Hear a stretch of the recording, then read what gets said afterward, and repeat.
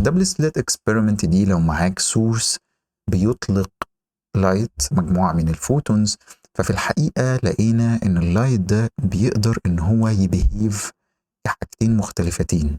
وانا بدأت ان انا اطلق اللايت ده على دبل سليتس بالمنظر ده، والدبل سليتس دول بدأوا ان هم يسقطوا بعد كده الويفز بتاعتهم على وول موجود في الاخر. لقينا ان الويفز اللي طالعه دي بيحصل ما بينها وبين بعض انترفيرنس، والبيك بتاع الويف قابل بيك تاني، فبيحصل ان الويف بتقوى، ولو التروف قابلت البيك ممكن ان هي تضعف الويف دي. لقينا على الحائط ده لما نبص عليه حاجه بنطلق عليها الانترفيرنس باتر، فقلنا خلاص جميل جدا، اللايت كده بيبيهيف از ويف، الويفز دهيت بتتداخل، ممكن ان هي تقوى ممكن ان هي تقل. الغريب في الامر بقى ان احنا لو جينا قررنا الدبل سليت اكسبيرمنت دي، بس دلوقتي بدأنا ان احنا نحط ميجرمنت ديفايس، بدأنا مثلا ان احنا نحط فوتو ديتكتور، هنلاقي ان الويفز هتكون طالعه من السورس بتبيهيف از ويف.